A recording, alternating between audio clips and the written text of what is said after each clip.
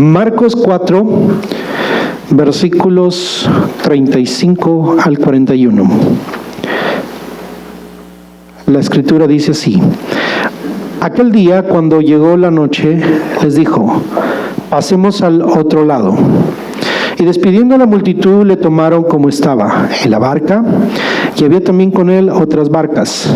Pero se levantó una gran tempestad de viento y echaba las olas en la barca, de tal manera que ya se anegaba. Y él estaba en la popa, durmiendo sobre un cabezal, y le despertaron y le dijeron: Maestro, ¿no tienes cuidado que perecemos? Y levantándose, reprendió al viento y al mar: Calla, enmudece. Y cesó el viento, y se hizo grande bonanza. Y les dijo: ¿por qué estáis así amedrentados? ¿Cómo no tenéis fe? Entonces temieron con gran temor, y se decían el uno al otro: ¿quién es este que aún el viento y el mar le obedecen? Hablemos del poder de Dios. Los seres humanos debemos comprender y tener en mente que cuando nos enfrentamos a situaciones difíciles, Dios está allí. Pero aún más debemos entender dos cosas de Dios. Debemos entender que Él es todopoderoso, y dos, que Él es soberano.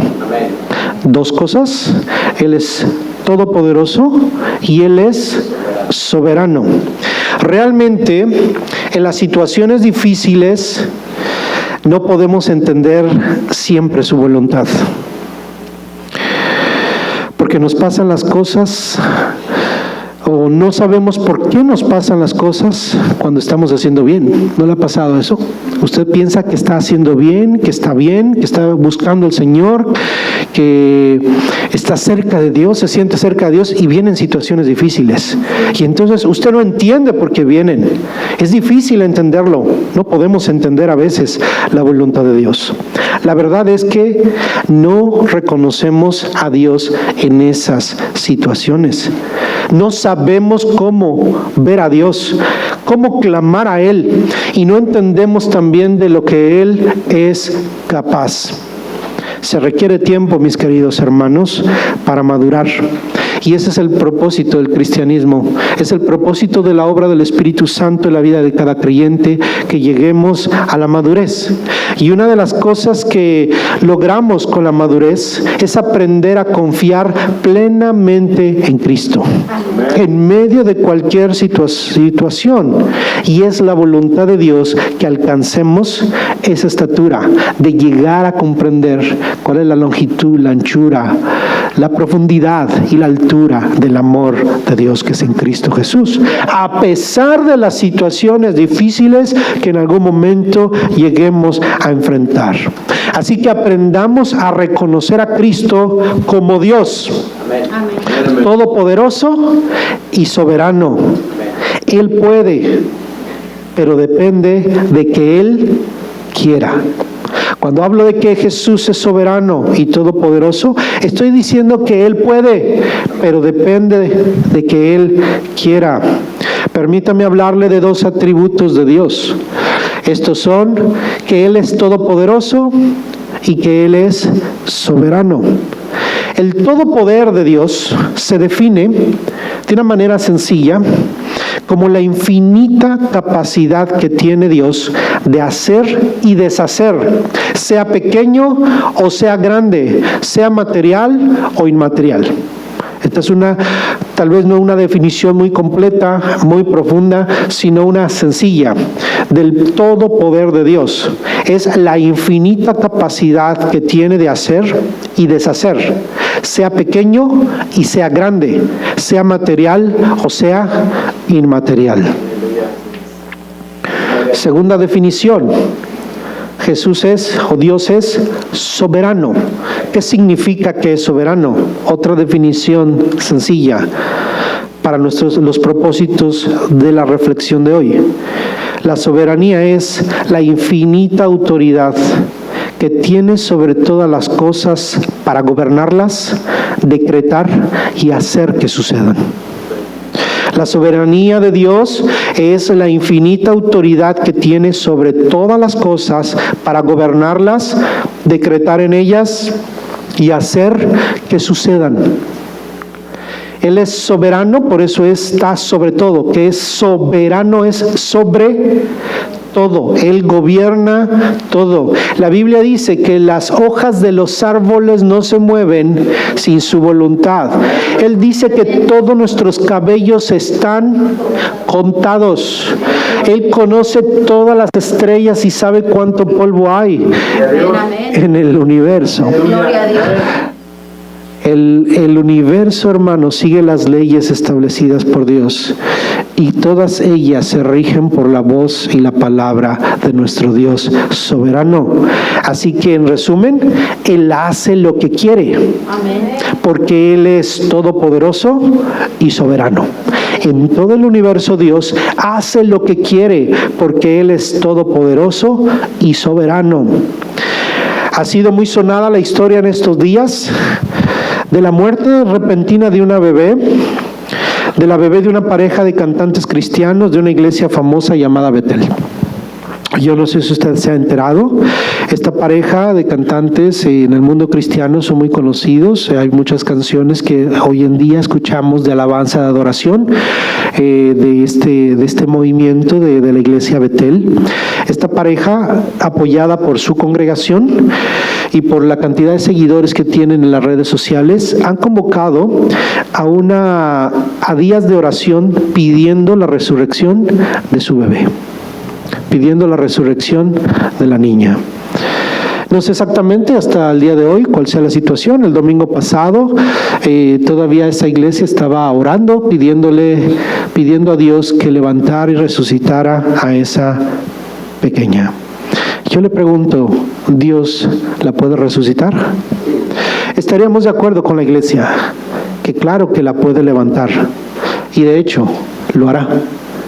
Un día lo hará, porque eso es lo que Dios dice, que un día los muertos se levantarán en el día postrero, la resurrección, para ir algunos para la vida eterna, y algunos inclusive se levantarán para juicio y perdición. Pero Cristo la puede levantar en este tiempo. Claro que la puede levantar. La pregunta es, ¿la querrá resucitar? Conforme a su poder, conforme al poder de Dios, claro que la puede resucitar. Pero por su soberanía, no tiene que. Yo le pregunto a usted, ¿la iglesia es soberana? No lo es. Dios es soberano. La iglesia está sometida a la soberanía de Dios. Dios es el que tiene infinita autoridad y tiene poder sobre todas las cosas para gobernarlas, decretar y hacer que sucedan.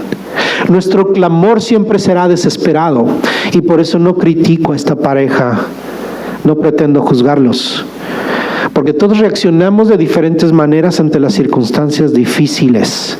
De ninguna manera los juzgo. ¿Cómo me sentiría yo? ¿Y qué haríamos? Lo imposible, lo posible, por clamarle a Dios.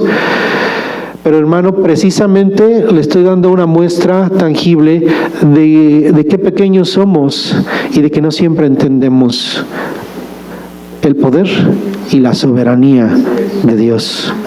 Todos en casos difíciles mostramos en cierta medida que no conocemos completamente a Dios. En cada situación, las situaciones nos demuestran que conocemos a Dios, pero también nos demuestran que no conocemos de Dios. En todas las situaciones vamos a ver que hay gente que tiene fe y que dice, yo conozco al Dios que levanta muertos, al Dios que sana enfermos, al Dios que sana corazones, al Dios que salva. Pero ¿sabe? Hoy quiero resaltarles que hay una parte de Dios que a veces no hemos logrado entender, que Dios es soberano. Amén, amén. Él es soberano. Su soberanía y su poder no se pueden separar. Vamos a ver lo que dice este pasaje para que entendamos a la luz de este pasaje esos principios. El pasaje que acabamos de leer nos habla de que Jesús tenía un propósito. Jesús les dice, ¿cuál es la palabra que habla Jesús en el versículo 35? Pasemos al otro lado. ¿Cuál fue la primera palabra de Jesús? Ahí, pasemos al otro lado. Si Jesús dice, pasemos al otro lado, esa es una orden, esa es una directriz. Dios dice, vayamos. ¿Por qué lo dice? Porque Él tiene un propósito del otro lado.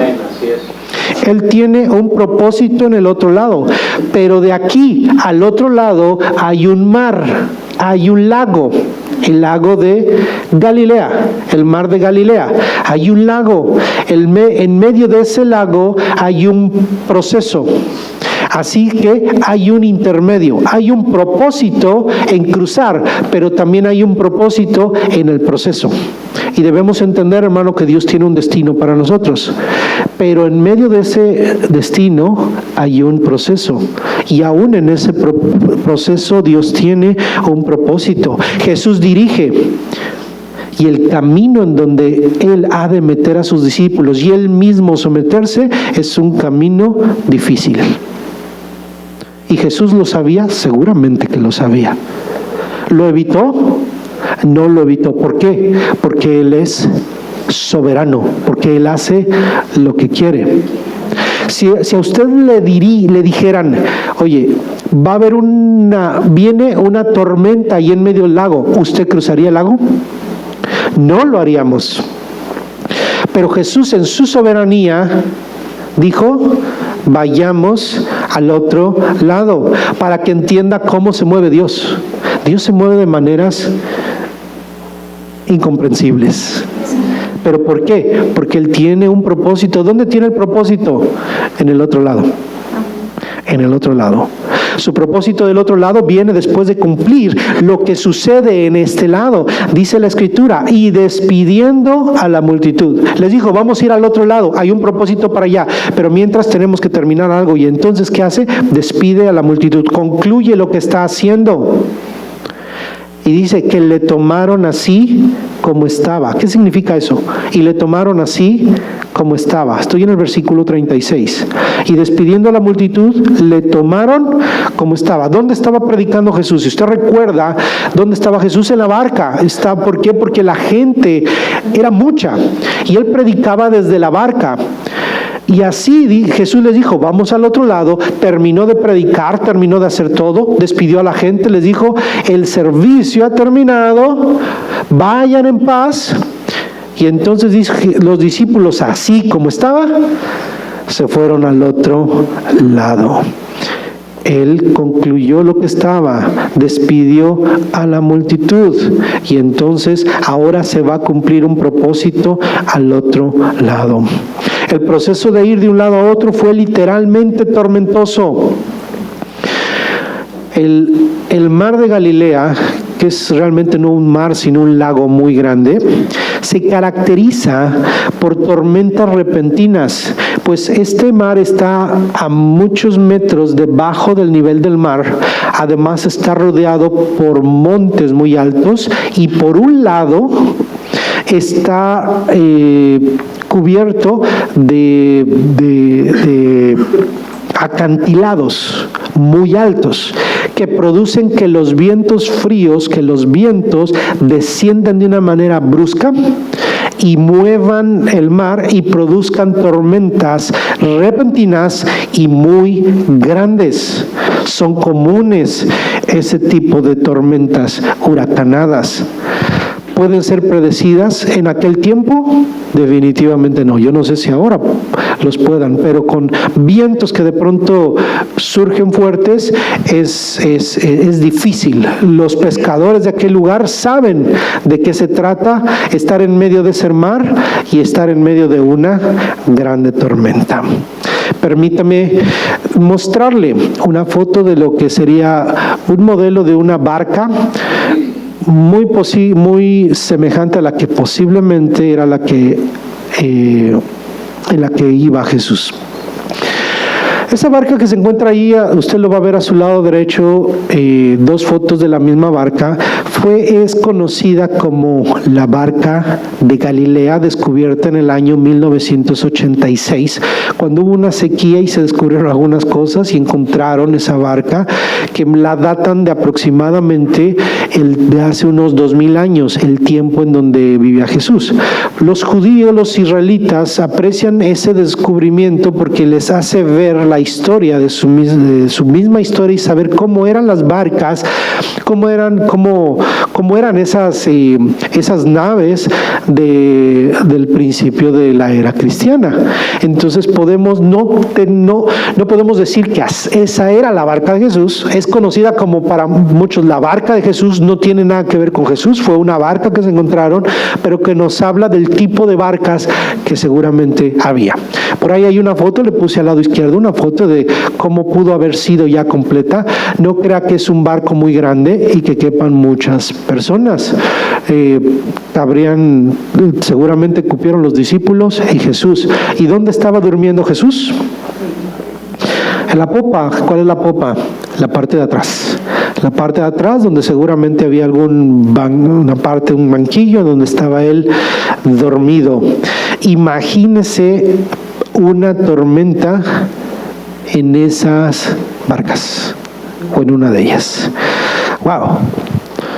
Sería terrible, seguramente fue terrible. La Biblia dice que Jesús ahí dormía. Definitivamente aprendo algo, el Señor Jesús tenía un sueño muy pesado. Dice la Biblia que era tan fuerte la tormenta que empezó a llenar la barca. Entonces, si se llena la barca, las olas estaban entrando y él estaba dormido. ¿Conoce a alguien que duerma así? Como para echarle agua y no despertarse. Más o menos, ¿verdad? A lo mejor su esposo, los hombres somos muy dormilones. ¿Pero por qué somos dormilones? A lo mejor estamos más cansados. Y más me imagino el trabajo físico. Yo no hago trabajo físico. Pero si hace trabajo físico, ¿cómo cae, hermano? Al final del día, como tronco. ¿Verdad? Como tronco. Entonces, Jesús estaba cansado. ¿Qué nos muestra esto? Que Jesús es hombre, fue hombre, verdadero hombre. Pero ahorita vamos a entender que también es verdadero Dios. Él es Dios. Él es Dios que se hizo carne, Él se encarnó por cada uno de nosotros. Él dormía. ¿Y cómo dormía? Preocupado, enojado porque le caía agua. Dormía en paz, pero de cansancio seguramente. Y entonces viene una expresión de pánico. Maestro, maestro. ¿Qué le dicen? Maestro, ¿no tienes cuidado que perecemos? Estaban ahí los discípulos preocupados, ansiosos. Y déjeme decirle que eran pescadores consagrados. Eran pescadores. ¿A qué se dedicaban? Al menos 4 de esos discípulos. A pescar. Pedro, Andrés, Juan y Santiago, ¿a qué se dedicaban? A pescar. ¿Conocían ese mar? Lo conocían. Usaban esas barcas, eran las barcas seguramente de ellos. Conocían muy bien el mar. Y ahí, ¿cómo estaban? Incapacitados. ¿Cómo estaban los hombres? Incapacitados, a la deriva, sometidos a la naturaleza. Realmente aquí estaban sometidos al poder soberano de Dios a través de la naturaleza. La naturaleza es un poder, hermano. Hay poder en la naturaleza. Dígame, ¿qué hacemos cuando viene un huracán? ¿Podemos cambiar la dirección del huracán? No lo podemos. Lo único que hacen los científicos es adivinar, tratar de prever por dónde va a entrar, y gracias a la ciencia tenemos con unas horas de anticipación saber hacia dónde va el huracán. Pero no pueden saber a ciencia cierta si un huracán se va a mantener o se va a regresar, si va a girar, si se va a desplazar, si se va a detener. Pueden prever algunas cosas, pero ¿qué podemos hacer ante la fuerza y la furia de la naturaleza? ¿Por qué es así de poderosa la naturaleza? Porque así la decretó Dios. Dios decreta, Dios gobierna. quien gobierna los huracanes, quien gobierna la naturaleza. ¿Quién puede hacer eso sino solo Dios? El proceso de ir de un lado a otro fue una lección. Número uno, el proceso de ir de un lado a otro fue tormentoso, fue difícil, pero también precisamente el proceso se convierte en una escuela, fue aleccionador. ¿Qué pasó ahí? ¿Qué pasó en esa situación? Cuando despiertan a Jesús, ¿qué hizo Jesús? Se paró y habló. Y dijo las mismas palabras que le dijo a un endemoniado. Calla, enmudece. Cuando un endemoniado, si usted recuerda en los primeros capítulos del libro del Evangelio de Marcos, cuando lo leímos y lo estudiamos, se le presentó un endemoniado, ¿qué le dijo Jesús? Calla, enmudece. Ahora, ¿qué le dice a los vientos y a la mar? Calla, enmudece. ¿Y qué pasó? Hubo grande bonanza. Eso fue impresionante. Para los pescadores no era anormal ver una tormenta repentina, pero era anormal ver que la tormenta repentina desapareciera por la voz de un hombre. ¿Habrá algún hombre que sea capaz de hablarle al mar y a los vientos y cambiar el panorama? No lo hay. No lo hay. Así que, ¿cómo se les muestra a Cristo ahí? Como Dios. Mire, vamos a leer algunos versículos. Lo voy a leer algunos, vamos ya a llevar a leer algunos versículos. Job capítulo 38, versículo 8 al 11. Job 38, del 8 al 11. Dios es el que le pone el límite a las aguas. ¿Ha estado en el mar? ¿Verdad que usted se puede parar a la orilla del mar y el agua llegar hasta ahí y el mar no se sale? Se regresa y va. A veces sale un poquito más, a veces un poquito menos. A medida que cae la noche empieza a avanzar, pero al menos aquí en Galveston hay unos muros que fueron construidos para que precisamente no pasara el mar más allá, y todavía el mar en un momento de tormenta, los huracanes que hemos tenido, los ha sobrepasado, pero en un estado normal no pasa eso, porque los mares tienen límites. Job 38:8 nos dice, ¿quién estableció los límites? Dice, ¿quién encerró con puertas el mar cuando se derramaba saliéndose de su seno? Cuando puse yo nubes por vestidura suya y por su faja oscuridad, y establecí sobre él mi decreto, le puse puertas y cerrojo. Mire, ¿qué es lo que estableció Dios? Su decreto. ¿Qué es un decreto? Es una palabra de autoridad que se cumple, es una palabra de gobierno. Un decreto es una palabra de gobierno, una palabra de autoridad. Y le puse puertas y cerrojo, y dije, hasta aquí llegarás y no pasarás adelante, y ahí parará el orgullo de tus olas. Es decir, al orgulloso Dios le pone límite. Es decir, el mar, al agua no la puede retener. El agua, hermano, tiene una característica, es poderosa y no la puede detener. Pero Dios es más poderoso. Eso nos muestra su todopoder. Dios le pone límite. ¿Por qué? Porque Él decretó. A manera de paréntesis, hermano, los seres humanos no decretamos. Más que a nivel gobierno los reyes decretan leyes, pero nosotros no decretamos. Así que no enseñamos una doctrina aquello y no le vamos a fomentar el que usted decrete. Usted no puede decretar nada. Usted y yo no decretamos nada. Yo decreto que nada va a pasar. Decretamos que ese huracán se va a detener. Esas oraciones no son correctas, porque el que es poderoso y soberano es Dios. Nosotros nos sometemos y adoramos a aquel que le ha puesto límites y ha decretado. Señor, lo único que hacemos es repetir, has decretado. Tu palabra dice, el mismo Jesús, Él era el único que tiene autoridad para hablar y decir y decretar. Y cuando fue tentado dijo, escrito está. Amén. Escrito está, porque Él se sometió en obediencia a su Padre, aunque Él es soberano. Y que Él muestra este milagro que Él es soberano, porque Él decreta y Él le dice a los vientos y a la mar, deténganse. Por eso los hombres se quedaron boca abiertos. ¿Quién puede decretar? ¿Quién puede decirle al mar, a los vientos que se detengan? Sino el que les puso límite. ¿Quién decreta? Dios. ¿Qué dice Job? Es Dios hablando. ¿Quién le puso? Dios le pregunta a Job, ¿quién? ¿Dónde estabas tú? Dios es el que decreta. Nosotros no decretamos. Dios decreta.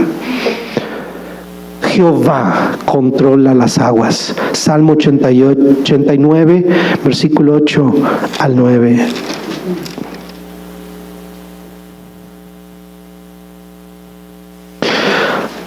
Marcos 8, del 8 al 9. Perdón, Salmos 8 al 9. Salmos 89, 8 al 9 dice así: Oh Jehová, ¿quién? Jehová, el Padre, Dios. Oh Jehová, Dios de los ejércitos, ¿quién como tú? Poderoso eres, Jehová, y tu fidelidad te rodea. Tienes dominio sobre la braveza del mar. Cuando se levantan sus ondas, tú las sosiegas. ¿Quién tiene control sobre el mar? Jehová, Dios. Dios. ¿Quién tiene control? Solo Dios. Salmo 18. Salmo 18, versículo 15. Salmo 18, versículo 15. Entonces aparecieron los abismos de las aguas y quedaron al descubierto los cimientos del mundo. A tu reprensión, oh Jehová, por el soplo del aliento de tu nariz. Haciendo referencia a la apertura del mar, el mar rojo cuando cruzó el pueblo de Israel. Hay milagros, hermano, donde se ve el pueblo de Israel cruzando el mar rojo, cruzando el río Jordán, abriéndose de par en par. ¿A quién se le achaca estos milagros? No a Moisés, sino a Dios. Si Moisés los realizó fue por la mano poderosa de Dios, porque Moisés no tiene ese poder.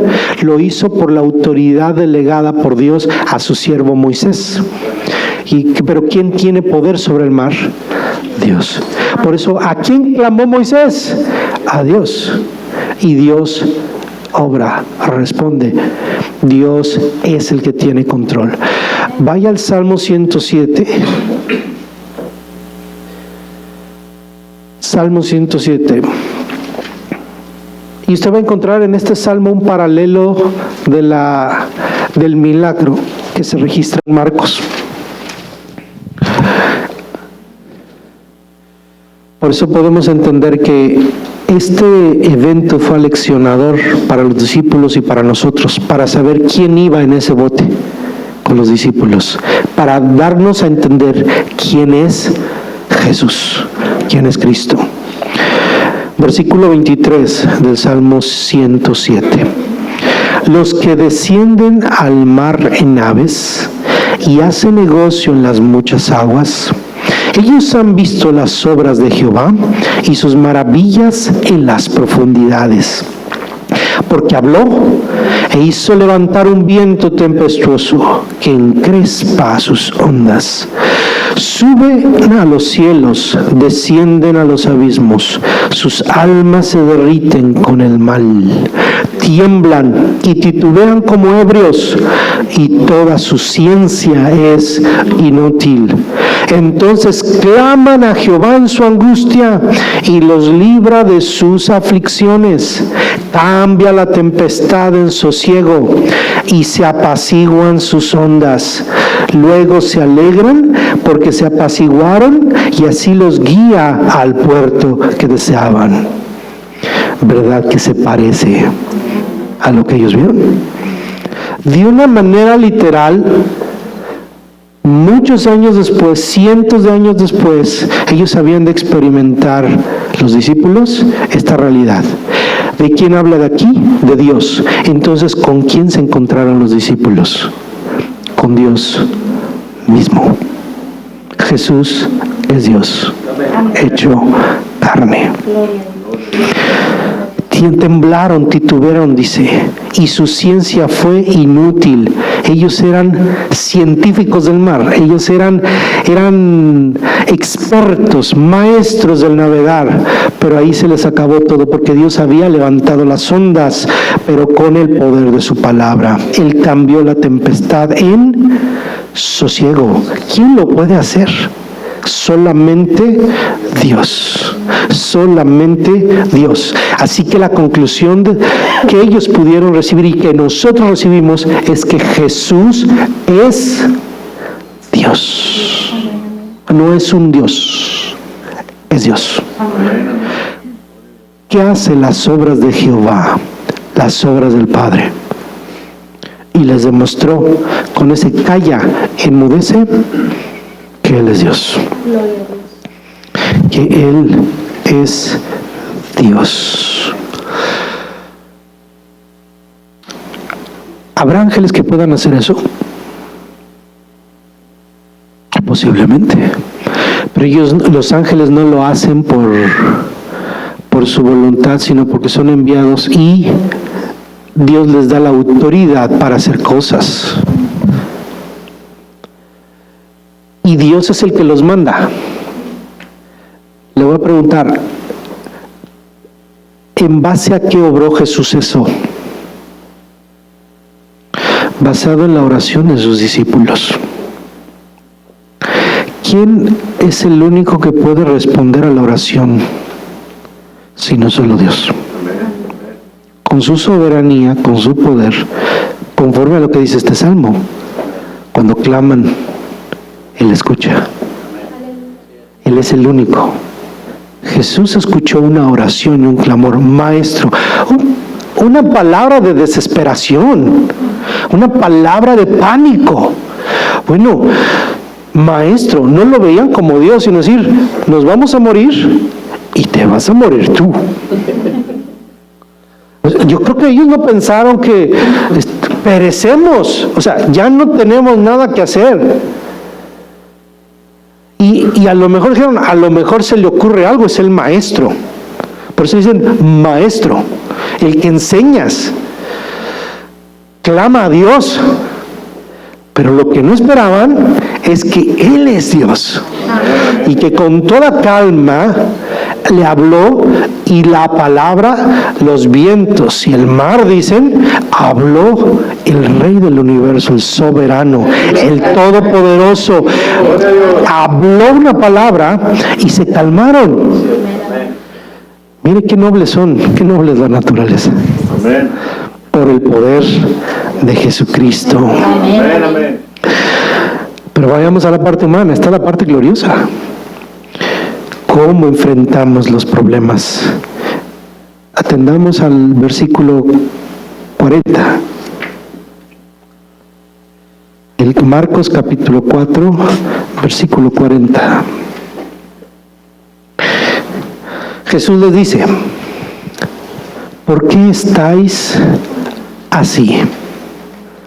Marcos 4:40. ¿Por qué estáis así? ¿Cómo estaban? Así. O sea, ese así. O sea, Jesús se para con toda tranquilidad. Yo no sé si estoy dormido. Calla, enmudece. Todo cambia. ¿Cómo estaban los discípulos? Así. Dice, ¿cómo es? Dice, ¿por qué están así amedrentados? ¿Cómo estaban? con miedo. La palabra amedrentado significa cobarde. Jesús les dijo, cobardes. Jesús les dijo, qué cobardes son. ¿Por qué están así? Mírense, había una diferencia entre él y esos marineros. Estaban empanicados, completamente temerosos y acobardados. ¿Por qué están así? ¿Cómo no tenéis fe? Si Jesús les dijo, vamos a ir al otro lado, de que llegamos mojados, pero llegamos.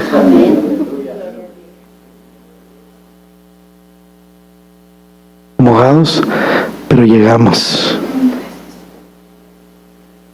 Versículo 41. Entonces, mire, ¿cómo estaban primero? Cobardes. Y Jesús les dice, ¿por qué no tuvieron fe? La fe es la marca de un verdadero discípulo. Jesús estaba frustrado porque esperaban sus discípulos que tuvieran fe. Pero somos seres humanos y Jesús tiene esa compasión, hermano. Y miren lo que está haciendo Jesús. Los está llevando por un proceso. Les está mostrando, a ver, ustedes ahorita la tormenta, ¿qué produjo en ustedes? Temor cobarde, se acobardaron. Pero miren cómo les va a cambiar el sentimiento y lo que traen adentro. Dice el versículo 41, y les dijo, porque están amedrentados, como no tenéis fe. 41, entonces, eso viene después. Entonces, por consecuencia, temieron con gran temor. O sea, eso es diferente. Estaban amedrentados por la tormenta, pero ahora la palabra temieron con gran temor habla de algo bueno. Lo primero no es algo bueno, pero es algo natural. El ser humano, le aseguro que usted y yo estaríamos igual. ¿Ha escuchado esos truenos relámpagos de los que asustan, que son cercanos? ¿Verdad que todo el mundo brincamos? ¿Y cómo le queda el corazón? La adrenalina de esos discípulos en ese momento estaba hasta lo máximo. Y estaban, hermanos, seguramente como animalitos, temblando. Jesús les dice, ¿cómo no tuvieron fe? Están acobardados. Y Jesús les dice, ¿cómo no tenéis fe? Pero después de ello, cuando experimentan la gloria de Dios y ven a Cristo, cambiaron su actitud a un gran temor, que expresaron, ¿quién es este? Ahora, ¿a quién le tuvieron temor? A Jesús. No deberíamos tenerle miedo a las tormentas, sino al Señor de las tormentas. Por eso es que le tuvieron temor, dijeron, este no es cualquier persona, este controla las tormentas. Así que qué maravilloso, hermano, es conocer a Dios y tenerle temor, ver la gloria de Dios.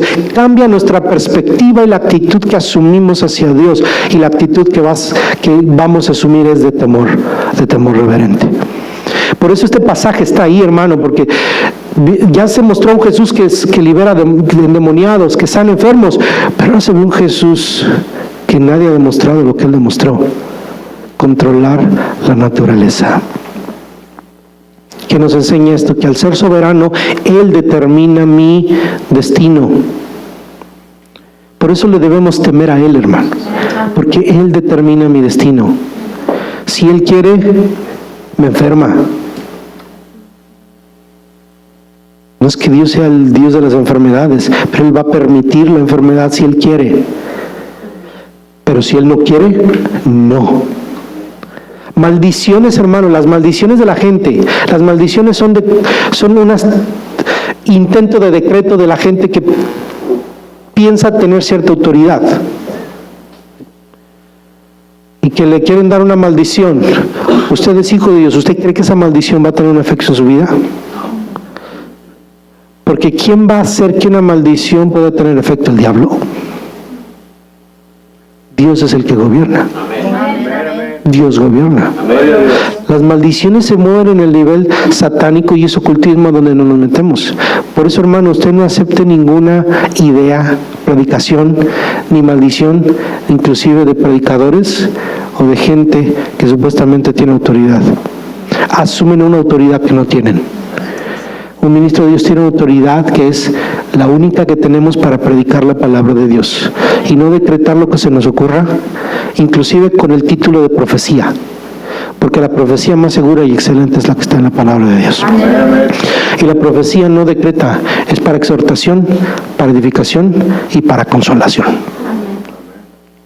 No decretamos, no detenemos, no hacemos, no vamos en contra de la naturaleza. La naturaleza está en las manos de Dios. Clamaremos a Dios. Cuando viene el huracán, doblaremos rodillas y le diremos: Señor, libra a tu pueblo, libra a tu iglesia. Estaremos listos y actuemos con sabiduría, con entendimiento a nuestros recursos. Dios lo puede mover, Dios lo puede regresar, Dios lo puede deshacer. ¿A qué? A la oración de su pueblo. No podemos pararnos como realmente, definitivamente, hermano, a la luz de la palabra, para mí, gente que se pare ante un fenómeno natural es un loco. No es una persona con fe. El hombre que tiene fe clama a su Dios, al que conoce que es todopoderoso y es soberano. El loco es orgulloso. No por ser cristianos vamos a decir tenemos el poder de Dios, lo tenemos, pero no tenemos la autoridad sino la que es delegada por Dios, la tiene Dios. Movemos la mano de Dios no en el sentido de que nosotros gobernamos a Dios, sino porque Dios responde en respuesta a la oración, pero aquella que se hace conforme a su voluntad. Y cuando Él nos ve necesitados y clamamos a Él, Él nos oye. Eso sí es realidad de la palabra, hermano. Cuando está en medio de la tormenta, en medio de la oscuridad, en medio del dolor, sea literal o sea espiritual, Dios está con usted. Y Él es soberano y va a permitir muchas cosas, pero también es poderoso para quitarlos de un solo momento o quitarlo a su tiempo. El punto es el que le dije al principio: debemos entender que en toda situación difícil Dios está con nosotros. Así que Él determina mi destino. Cuando el leproso, del cual ya hablamos, se presentó a Jesús, no puso en duda el poder de Jesús, sino le dijo: si quieres, puedes limpiarme. No le dijo si puedes, sino si quieres. Porque sabía que podía, pero ¿a qué estaba apelando? A su soberanía. Tú eres soberano, Señor. Eres soberano. Él tenía la oportunidad de su vida y la voluntad de Dios siempre se va a relacionar con su capacidad. Si Él es todopoderoso, Él puede hacer todo por nosotros, pero también Él es soberano. A todos nos conviene el todo poder de Dios, pero también nos conviene la soberanía, porque por su soberanía es que Dios hace cosas sabias. Él es sabio, nosotros no. Él es fuerte, nosotros no. Él es bueno, nosotros no. Y por eso Él obra en bondad, en gracia, en misericordia. Desde la salvación hasta la sanidad, Dios opera soberanamente. Dios opera la salvación. Usted y yo no estamos aquí porque nosotros quisimos, es porque Dios lo quiso, porque Dios lo estableció. Cada detalle Dios lo establece porque Él es un Dios soberano. La voluntad de Dios es la que gobierna. No puedo, hermano, separar su poder de su soberanía, y eso es lo que me debe hacer temer y someterme a Él. ¿Puede que haya cosas malas que nos pasen? Sí. Por la soberanía de Dios. ¿Eso quiere decir que Dios no tiene poder para sacarnos? No. Sino habla de que Dios es soberano. Si usted está en medio de un problema, una enfermedad y Dios no lo sana, ¿será que usted no tiene fe? No. Hay algunos que no tengan fe. Jesús dijo a algunos que no tenían fe. Y si muchos fueron sanados es porque tuvieron fe. Pero realmente, ¿sabe una cosa? Yo veo en la Escritura que Jesús sanó a todos aunque no tuvieran fe. Lo que sí hizo fue resaltar la fe de algunos, para decir, estos tienen fe para salvación, no nada más para sanidad. No nada más para sanidad. Hermano, debemos aprender que vamos a pasar por situaciones difíciles y no las podemos evitar. Y no por eso Dios no es soberano ni poderoso, sino al contrario, precisamente es soberano y también es poderoso. Cito a Samuel Rutherford, que dijo lo siguiente: no hay cruz ni miseria que sobrevenga a la iglesia de Dios o a alguno de sus hijos sin que esté relacionada a Dios. Todo lo bueno y todo lo malo que nos pasa es por la soberanía de Dios, por la voluntad de Dios. Si hubo una tormenta, Jesús pudo haber pasado. No porque iba Jesús ahí no iba a haber tormenta. Entienda esto, hermano. No crea que el creyente se va a mover donde no va a haber problemas porque somos creyentes. Si Dios nos envía al ministerio, no crea que vamos a pasar y Dios nos va a abrir la puerta y nos va a poner alfombra roja. No, al contrario, vamos a pasar tormentas. Jesús dijo, si alguno quiere venir en pos de mí, niéguese a sí mismo, tome su cruz y sígame. Ahí Jesús paró en la tormenta, pero Pablo tuvo que agarrarse de una tabla, naufragando para ser librado. Y eso sí, Dios le había dicho, ni a ninguno vas a perder. Y todos se salvaron. Pero en tablas, hermano, en escombros, en el mar. Terribles cosas que tuvieron que pasar. 2 Corintios 11, 25 al 33, así lo dice Pablo. Vea lo que tenemos que pasar. Pablo dijo esto, un hombre de Dios, un siervo de Dios, al cual Dios le abrió puertas para que predicara, pero que no fue fácil, que enfrentó tormentas. Y le dijo Pablo, 3 veces he sido azotado con varas. ¿Alguien aquí puede decir, tengo la estatura de Pablo? Bueno, todo el mundo quisiera tener la estatura de Pablo, pero no quisiera pasar lo que Pablo pasó. Pues bueno, mire esto habla de estatura. Esto es lo que habla de estatura, mi hermano. 3 veces he sido azotado con varas. 1 vez apedreado. 3 veces he padecido naufragio. 1 noche y un día he estado como náufrago en alta mar. En caminos muchas veces, en peligros de ríos, peligros de ladrones, peligros de los de mi nación, peligros de los gentiles, peligros en la ciudad, peligros en el desierto, peligros en el mar, peligros entre falsos hermanos, en trabajo y fatiga, en muchos desvelos, en hambre y sed, en muchos ayunos, en frío y en desnudez. Y además de otras cosas, lo que sobre mí se agolpa cada día, la preocupación por todas las iglesias. ¿Quién enferma y yo no enfermo? ¿Y quién se le hace tropezar y yo no me indigno? Si es necesario gloriarse, me gloriaré en lo que es de mi debilidad. El Dios y Padre de nuestro Señor Jesucristo, quien es bendito por los siglos, sabe que no miento. En Damasco, el gobernador de la provincia del rey Aretas guardaba la ciudad de los damasenos para prenderme, y fui descolgado del muro en un canasto por una ventana y escapé de sus manos. Vamos a enfrentar situaciones difíciles, mi hermano, pero eso no quiere decir que Dios no esté con nosotros. Me gusta una frase de Charles Spurgeon, muy extrema, pero que nos habla de la perspectiva de un verdadero creyente. Él dijo lo siguiente: vemos su sonrisa, aun cuando otros no vean nada más que la mano negra de la muerte golpeando a nuestros seres más amados. Aún en la muerte, hermano, las tormentas de la muerte de nuestros seres queridos no son un despropósito alguno, son el fruto, el resultado de la soberanía de Dios. Si esta pareja de la cual le hablé al principio entendiera esto, ayudaría en su proceso de luto. Las tormentas también se pasan, hermano. Las tormentas, algunas terminan por la palabra de Dios y algunas terminan con nosotros aferrados de lo único que encontramos. La vida es así, hermano. La vida es así.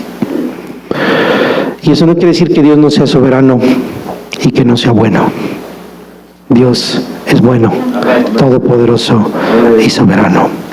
¿Quién fue? Cristo. ¿Qué les demostró Cristo ahí? Que Él es Dios. Por eso recuerdo las preguntas que se hacen. ¿Qué es esto que los demonios se sujetan? En la sinagoga. En la casa, cuando le presentan a un paralítico, se preguntaban, ¿quién es este para perdonar pecados? ¿Quién es qué es esto que los demonios se sujetan? Pues es el Hijo de Dios. ¿Quién es este para perdonar pecados? Es el Hijo de Dios. ¿Quién es este que aún los vientos y los mares le obedecen? Es el Hijo de Dios. Es Dios mismo, la segunda persona de la Trinidad. Cristo, el Hijo de Dios. Cada evento nos enseña quién es Cristo, hermano. Cada situación difícil, la enfermedad, el dolor, la prueba, la pérdida, nos demuestran quién es Cristo. Él es Dios todopoderoso y soberano. No siempre calmará la tormenta, pero siempre estará allí cuando tú estés haciendo su voluntad. Y escucharás su voz tan tierna que te dice, aunque ande en valle de sombra de muerte, yo estaré contigo. Amén.